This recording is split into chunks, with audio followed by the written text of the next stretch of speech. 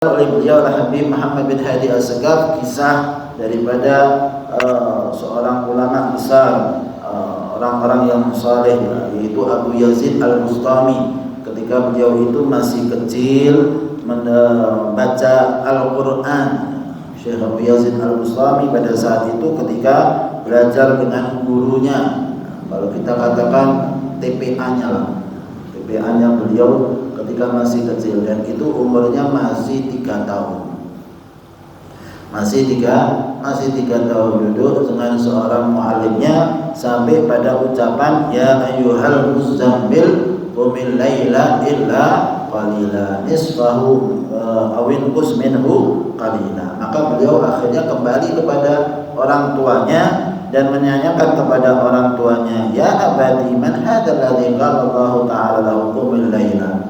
Siapa yang dimaksudkan di dalam ayat Allah di mana perintahkan untuk bangun di malam hari? Maka ayahnya mengatakan hadza huwan nabi. Itu adalah Rasulullah sallallahu alaihi wasallam. Ya. Kita ini tidak akan mampu beramal seperti Nabi sallallahu alaihi wasallam. Saya enggak bisa, kamu pun juga enggak bisa. Di sini martabatnya tinggi lah, sehingga kita tidak bisa mengikuti seperti Nabi Shallallahu Alaihi Wasallam. Fasakata, maka sang anak diam. Ini menunjukkan adab. Jadi tidak debat sama ayahnya, tidak bantah. Ayahnya ngomong begitu, ya dia diam. Tidak ada bantahan. Sampai pada ayat yang berikutnya di mana Allah Subhanahu wa taala berfirman, wa ta'ifatun minal ladzina ma'ab, ada sekelompok orang yang juga bangun qiyamul lail bersama dengan Nabi sallallahu alaihi wasallam. Maka beliau akhirnya kembali ke rumahnya, beritahukan ayahnya.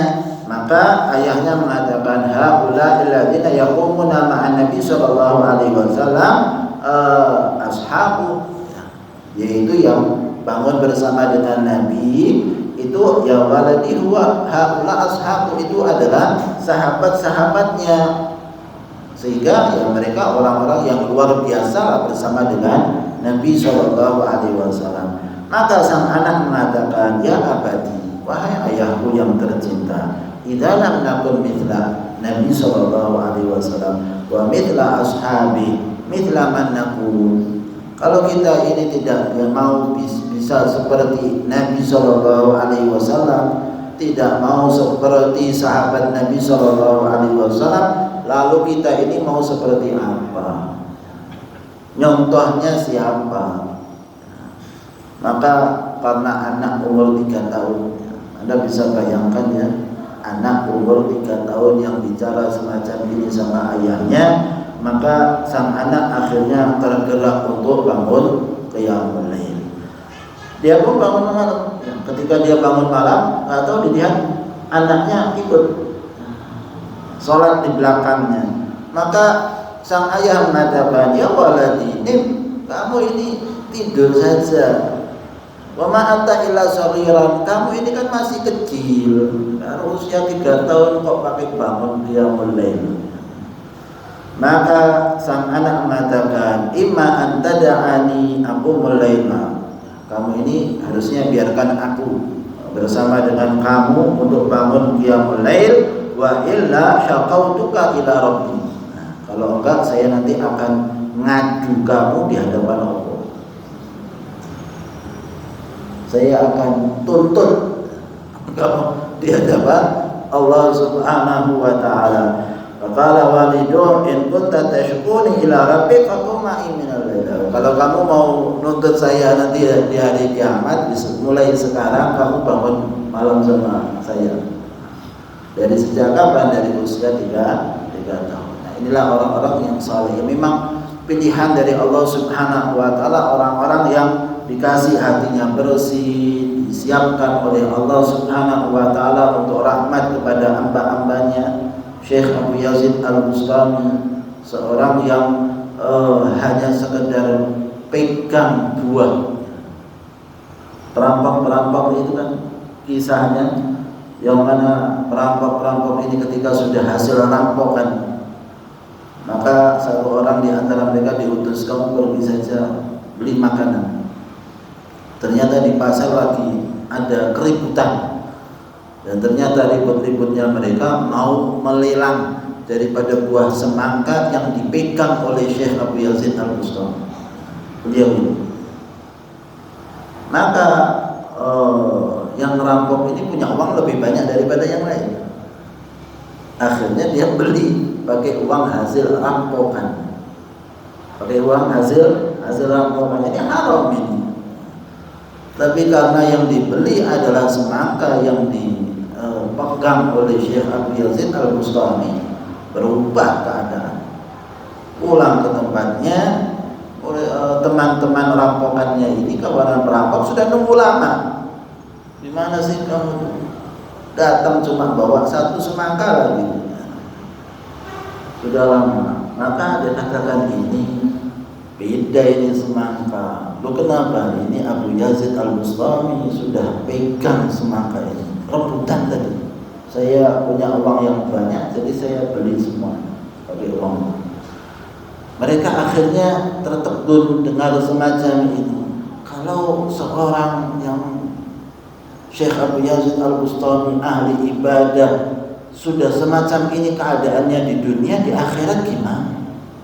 Baru saja semangka yang dipegang saja jadi lelangan, harganya jadi mahal, tidak semestinya, jadi jutaan buah semangka. Bagaimana nanti di akhirat? Akhirnya mereka makan daripada buah semangka tersebut, berubah keadaan mereka menjadi orang-orang yang baik. Berkat siapa? Syekh Abu Yazid Al-Bustami. Ini orangnya yang bangun pagi dari sejak kecilnya, bangun malam dari sejak pagi, sejak waktu kecilnya.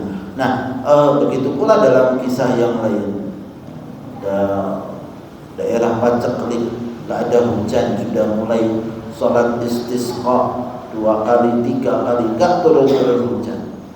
Maka datang seorang yang asing, lihat ada apa ini? Oh, ini lagi mau sholat istisqa. Loh, kenapa? Nggak turun-turun hujan. Sebentar, saya tak doa minta sama Allah, Allahumma bihaqqi ma fi hadzal ras iskin nas. Ya Allah, berkat apa yang ada di kepala saya, kasih turun air hujan ini pada orang-orang. Hujan turun sebelum salat istisqa. Orang-orang heran, yang di kepala kamu itu apa? Kita ini sudah berjamaah ini untuk sholat istisqa, gak turun-turun. Kamu cuma doa begitu saja langsung turun. Iya, di kepala saya ini ada 2 mata yang pernah melihat Syekh Abu Yazid Al-Bustami. Maka ikhwan rahimahumullah, mereka ini ahli rahmah, orang-orang yang memang sudah ada orang-orang semacam itu yang ditentukan oleh Allah Subhanahu wa taala untuk sebagai penebar rahmat kepada orang-orang yang ada di sekitarnya. Jadikan mereka sebagai wasilah kita, kok malah dibenci. Sudah nggak dapat bagiannya, malah bagiannya membenci. Nggak cinta sama orang soleh, nggak duduk sama mereka, nggak baca kitab mereka, kok malah bagiannya membenci orang soleh. Salah mereka itu apa sama kita ini? Kok kita malah ikut-ikut membenci? Yang dibenci siapa? Imam Ghazali. Salahnya Imam Ghazali apa ini?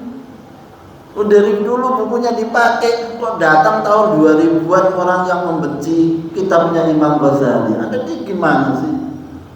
Anda nggak lihat sejarah orang-orang dahulu membaca kitab-kitab Imam Ghazali, lalu sekarang dianggap kitabnya Imam Ghazali nggak layak sudah.